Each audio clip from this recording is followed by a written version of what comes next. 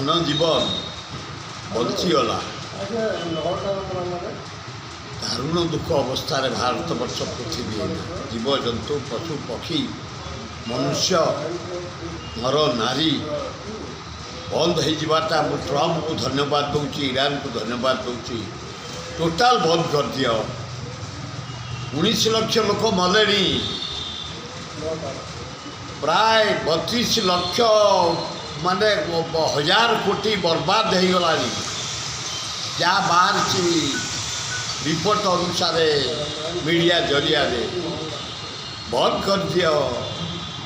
ଦୋକାନ ବଜାର ବନ୍ଦ ହେଇଗଲା, ଛୋଟ ଦୋକାନୀ ଗ୍ୟାସ୍ ରେଟ୍ ବଢ଼ିଗଲା, ଚା ଦୋକାନ ସବୁ ବନ୍ଦ ହେଇଗଲାଣି। ଗାଁ ଗହଳିରେ ହାହାକାର ପଡ଼ିଲାଣି। ତେଲ ରେଟ୍ ବଢ଼ିଲା, ଡାଲି ରେଟ୍ ବଢ଼ିଲା, ମସଲା ରେଟ୍ ବଢ଼ିଲା, ଚାଉଳ ରେଟ୍ ବଢ଼ିଲା, ଅଟା ରେଟ୍ ବଢ଼ିଲା, ଡ୍ରେସ୍ ବଢ଼ିଲା। ଲୋକେ ବଞ୍ଚିବେ କେମିତି? ଦାରୁଣ ଅବସ୍ଥା। ଯାହା ହଉ ଯେଉଁ ବନ୍ଦ ହେଇଛି, ମୁଁ ଟ୍ରମ୍ପକୁ ଏବଂ ଇରାନକୁ ଅନ୍ୟ କଣ୍ଟ୍ରି କି ପୁଟିନ୍ କି ବି ଅନୁରୋଧ କରୁଛି, ୟୁକ୍ରେନକୁ ଅନୁରୋଧ କରୁଛି, ଇସ୍ରାଏଲକୁ ଅନୁରୋଧ କରୁଛି, ଟୋଟାଲ ଯୁଦ୍ଧ ବନ୍ଦ କରିଦିଅ, ପୃଥିବୀରେ ଶାନ୍ତି ଆଣ। ଭଲ ସାର୍ ଏବେ ଗିଲେଟିନେ ପାସ୍ ହେଇଯିବ। ଆମର ପରମ୍ପରା ଅଛି, ହାଉସ୍ ନହେଲେ ଗିଲେଟିନେ ପାସ୍ କରିଦେବେ, ତାପରେ ବେଶୀ ସରିବ। କିଛି ନାହିଁ। ନା ଆପଣ ବିରୋଧୀ ଦଳ ମାନେ କାହିଁକି କିଛି ଆଟାକ୍ କାହିଁକି କ'ଣ ଇଏ ଗୋଟେ ଅପାର ସରକାର କ'ଣ କାହାର କଲା ଯେ ଏ ସରକାର ସମର୍ଥନ କରିବେ? କ'ଣ ଗୋଟେ 2 ବର୍ଷର ଆଖି ଦୃଷ୍ଟିଆ କାମ କରିଛନ୍ତି କେଉଁଠି? ଓଡ଼ିଶାରେ ଓଡ଼ିଶା କେଉଁ ସବୁ ଜାଗାରେ ଅଧିକା କରଜରେ ବୁଡ଼ିକି ଗଲାଣି। ମରିସାରିଲେଣି।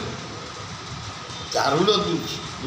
ଏମିତି ଅବସ୍ଥା ହେବନି ଯେ ଫେର ଇଂରେଜମାନେ ଫେର ଭାରତକୁ ଆସିକି ଶାସନ କହି ହେବନି କ'ଣ କେତେବେଳେ ହେବ। ଟ୍ରମ୍ପ ଭଳିଆ ଲୋକ ଯଦି ୟୁରୋପ ଆରବ କଣ୍ଟ୍ରିଟାକୁ ଆଟାକ୍ କରି ଇରାନଟାକୁ ଛାଞ୍ଚକାର କରି ଯେଉଁ ଅବସ୍ଥା ସୃଷ୍ଟି କରିଛି, ଗୋଟେ ଯାହା ହଉ କାଲି ବନ୍ଦ ଡାକରା ଦେଇଛି। କେମିତି ସାରା ବିଶ୍ୱ ନେତା ଚାପ ପକାଇଲା ପରେ ବନ୍ଦ ହେଇଛି, ମୁଁ ଅଭିନନ୍ଦନ ନା ଜଣାଉଛି। ଟ୍ରମ୍ପ ଗୋଟେ ଚାଲ ଗୋଟେ ଖେଳ କରିବା ପାଇଁକି ଦେଖାଯାଉ। ଆଗ ବନ୍ଦ ତ ହେଇଗଲା, କେତେ ଖର୍ଚ୍ଚ ବନ୍ଦ ହେଇଗଲା।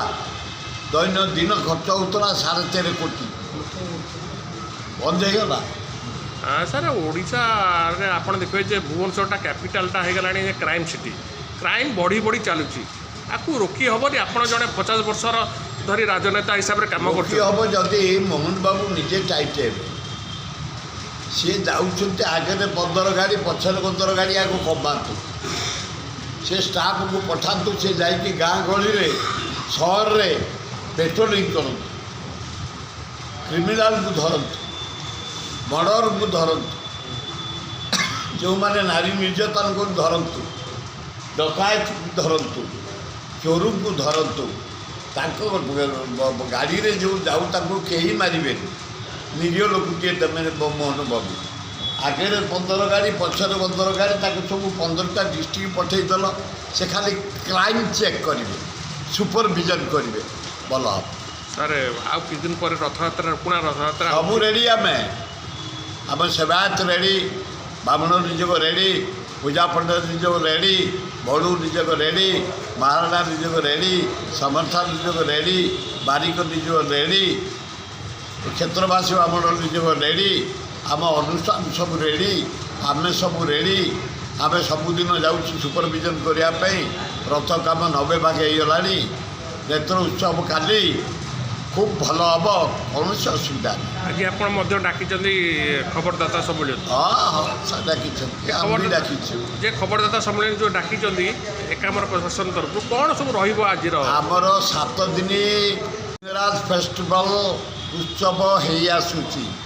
সারা ভারত বর্ষর 1800 কলাকার প্রায় 13টা স্টেট্রু আসি পৌঁছবে। তাঁকু রখাযিব। ପ୍ରତିଦିନ 4-5ଟା ଷ୍ଟେଟ୍ର ନାଚ ଗୀତ ପ୍ରୋଗ୍ରାମ୍ ଚାଲିବ। 26 ତାରିଖରୁ ଆରମ୍ଭ ହେବ, ବାହୁଡ଼ା ଦିନ ଯାଇ ସରିବ। ତେଣୁକରି ଓଡ଼ିଶାବାସୀ ଜନସାଧାରଣ ଟିଭି ଜରିଆରେ ପୃଥିବୀବାସୀ ସମୟ ଦେଖିବାର ସୁଯୋଗ ପାଇବେ। ଲିଙ୍ଗରାଜକୁ ବିରାଟ ପହଣ୍ଡି କରିକି ଅଣାଯିବ ରଥ ଉପରକୁ। ରଥ ଉପରୁ ବିରାଟ ପ୍ରଶେସନ କରିକିରି ମାଉସୀ ମା ଅଣାଯିବ। ରାମେଶ୍ୱରର ଫଙ୍କସନ୍ ହେବ, ବାମୁଣ ନିଯୋଗର ଫଙ୍କସନ୍ ହେବ, ବଡ଼ୁ ନିଯୋଗର ଫଙ୍କସନ୍ ହେବ, ସମର୍ଥା ନିଯୋଗର ଫଙ୍କସନ୍ ହେବ, ରାମେଶ୍ୱର କ୍ଲବ୍ର ଫଙ୍କସନ୍ ହେବ। ରାମେଶ୍ୱର ଭିତରେ ଆମେ ଅଷ୍ଟପ୍ରହରୀ ସେଠି ମଧ୍ୟ ଆୟୋଜନ କରାଯାଇଛି ସବୁ ପ୍ରକାରର ମନୋରଞ୍ଜନ କାର୍ଯ୍ୟକ୍ରମ। ଠାକୁର ରହିବେ 3 ଦିନ, ଦର୍ଶନ କରିବେ ଲୋକମାନେ ଲିଙ୍ଗରାଜ ଏବଂ ନାରାୟଣ ଲକ୍ଷ୍ମୀ ପାର୍ବତୀ ସମସ୍ତଙ୍କ ଦର୍ଶନ ସୁଯୋଗ ପାଇବେ। ସାର୍ ଆଉ ଗୋଟେ ଜିନିଷ ହେଉଛି ଯେ ଆପଣ ତ 50 ବର୍ଷ ଧରିକି ବାସୁଦେବ ନାରାୟଣ ବାସୁଦେବ ସେଇ ନାରାୟଣ ଆଉ ହଁ 50 ବର୍ଷ ଧରି ରାଜନୀତିରେ ଅଛନ୍ତି। ଇଏ ରଥ କ'ଣ ଠିକ୍ ସମୟରେ ଚାଲିବ? ସରକାର କହିଛନ୍ତି ସେମିତି ଯେ କହିହେବନି। 2ଟା ବେଳ ଜଗନ୍ନାଥ ଲିଙ୍ଗରାଜ ତାଙ୍କ ରଥ ଯେ ସିଏ ଚାହିଁବେ ପହଞ୍ଚିବ। ମୁଁ 20 ବର୍ଷ ସେଠି ଟ୍ରଷ୍ଟି, ବହୁ ବର୍ଷ ଆମେ ଏକା ଦିନକେ ରଥ ପହଞ୍ଚେଇଛୁ, ବହୁ ବର୍ଷ ଏକା ଦିନକେ ବାହାରରେ ପହଞ୍ଚିଛୁ, ବହୁ ବର୍ଷ 3 ଦିନ ବାଟରେ ରହିଛି, 4 ଦିନ ରହିଛି। ଗୋଟେ ଦୁଃଖର ବିଷୟ। ବିଶୃଙ୍ଖଳା କ'ଣ ପାଇଁ ବେଳେବେଳେ ହେଉଛି? ବେଳେବେଳେ ସେତେବେଳେ ରୋଡ଼ ଭଲ ନଥିଲା, କାଦୁଅ ପଙ୍କ ଥିଲା। ଏବେ ତ ଭଲ ଏବେ ପୁରା ରୋଡ଼ ହେଇଯାଇଛି।